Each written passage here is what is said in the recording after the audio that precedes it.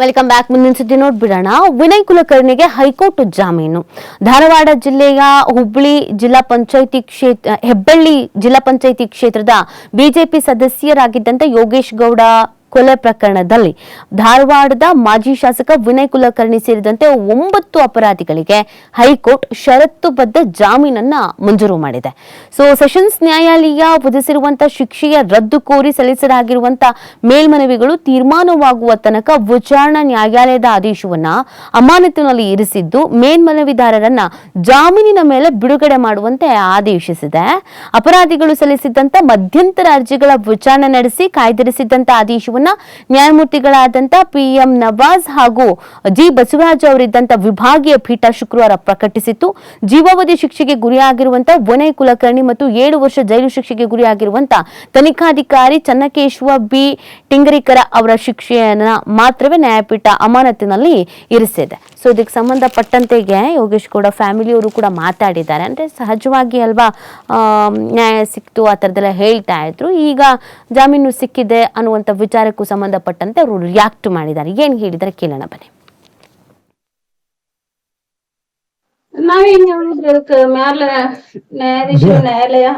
ನ್ಯಾಯಾಧೀಶರು ಬಿಟ್ಟಿದ್ದ ನ್ಯಾಯಾಲಯಕ್ಕೆ ಬಿಟ್ಟಿದ್ದು ನ್ಯಾಯಾಲಯದ ತೀರ್ಪ ಅಂತಿಮ್.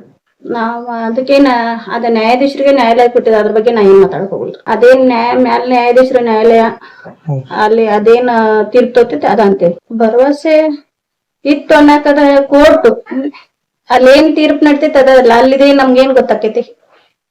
ಯಾರಿಗೂ ಗೊತ್ತಾಗಿಲ್ಲ. ಅವ್ರಿಗೆ ಶಿಕ್ಷೆ ಆಕೈತಿ ಅಂತ ಏನಾರ ಗೊತ್ತಿತ್ತ?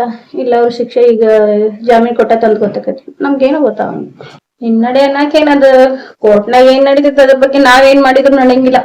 ನಮ್ದೇನೋ ಇಲ್ಲಿ ಸುಪ್ರೀಂ ಕೋರ್ಟ್ ಗಿಟ್ಟಿಗೆ ನಾವೇನು ಹಾಕಿ ಈಗ ಗುರುನಾಥ್ ಗೌಡ ಆಗಿರ್ಬೋದು ಕೊರವರು ಸುಪ್ರೀಂ ಕೋರ್ಟ್ ಹೋಗ್ತಾರೆ ಅಂತ ಹೇಳಿದಾರೆ. ಇಲ್ಲ ನಾವ್ ಹೋಗಂಗಿಲ್ಲ. ನಾವು ಯಾಕಂದ್ರೆ ನಂದ ಮಕ್ಕಳು ಎಜುಕೇಶನ್ ಆಮೇಲೆ ಕ್ಷೇತ್ರ ಜನ ಬೇಕು ನಂಗ. ನಾನು ಯಾರನ್ನು ವಿರೋಧ ಕಟ್ಕೊಂಡು ಯಾರಿಗೇನು ಅನ್ಯಾಯ ಮಾಡ್ಕೊತ ಹೋಗಂಗಿಲ್ಲ. ನಂಗೆ ಎಷ್ಟು ಅನ್ಯಾಯ ಆಗೈತೆ ಅಂದ್ರೆ ನಾ ಎಲ್ಲಾರ್ಗು ಒಳ್ಳೇದ ಬಯಸ್ತೇನೆ. ನಾವೇನ್ ಹೇಳಿದ್ರೆ ಮ್ಯಾಲ ನ್ಯಾಯಾಧೀಶರು ಬಿಟ್ಟಿದ್ದ ನ್ಯಾಯಾಲಯಕ್ಕೆ ಬಿಟ್ಟಿದ್ದು ನ್ಯಾಯಾಲಯದ ತೀರ್ಪ ಅಂತಿಮ್.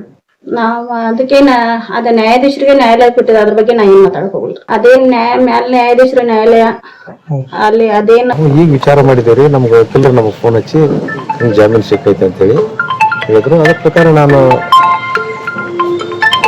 ಬಸವರಾಜ್ ಅವ್ರ ಕಡೆ ಬಂದೆ. ನಾನು ಏನಿಲ್ಲ, ಅವ್ರಿಗೆ ಜಾಮೀನು ಸಿಕ್ಕಿದ್ದು ಕೋರ್ಟ್ ಅವ್ರಿಗೂ ಒಂದು ತರ ಕಾನೂನು ಐತಿ, ನಮಗೂ ಒಂದು ತರ ಕಾನೂನು ಐತಿ. ಯಾಕಂದ್ರೆ ಈಗ ನಾವು ನಮ್ಗೆ ನ್ಯಾಯ ಸಿಗ್ತೈತೆ ಅಂತೇಳಿ ನಾವು ಹೋಗಿದ್ದೀವಿ, ನಮ್ಗೆ ನ್ಯಾಯ ಸಿಕ್ಕಿತ್ತು.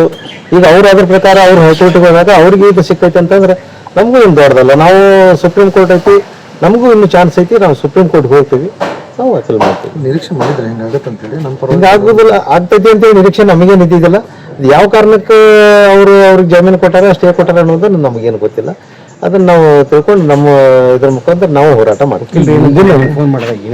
ಏನಿಲ್ಲ, ಸ್ಟೇ ಸಿಕ್ಕೈತೆ ಅವ್ರಿಗೆ ಮತ್ತು ಇಷ್ಟ ಹೇಳಿದ್ರು. ಅದ್ರ ಪ್ರಕಾರ ನಾನು ಬಸವರಾಜ್ ಅವರ ಜೊತೆಗೆ ನಾನು ಇಲ್ಲೇ ಅದನ್ನ ಮಾಧ್ಯಮದವ್ರು ಎಲ್ಲರೂ ಬಂದಾರ ಅಂತಂದ್ರೆ ನಾನು ಅದರಲ್ಲೇ ಬರ್ತೀನಿ ಅಂತೇಳಿ ನಾನು ಇಲ್ಲಿ ಬಂದೆ. ಹಿಂದಿನ ಈಗ ಆದೇಶನ ರದ್ದು ಮಾಡಿ ಅಮಾನತು ಮಾಡಿ ಈಗ ಮತ್ತೆ ಅವ್ರಿಗೆ ಸ್ಟೇ ನೀಡಿರುವಂಥದ್ದು ಜಾಮೀನು ನೀಡಿರುವಂಥದ್ದು ಅದು ಯಾವ ಕಾರಣಕ್ಕೆ ಅವ್ರಿಗೆ ಸ್ಟೇ ಕೊಟ್ಟಾರ ಜಾಮೀನು ಕೊಟ್ಟಾರ ಅನ್ನೋದು ಗೊತ್ತಿಲ್ಲ.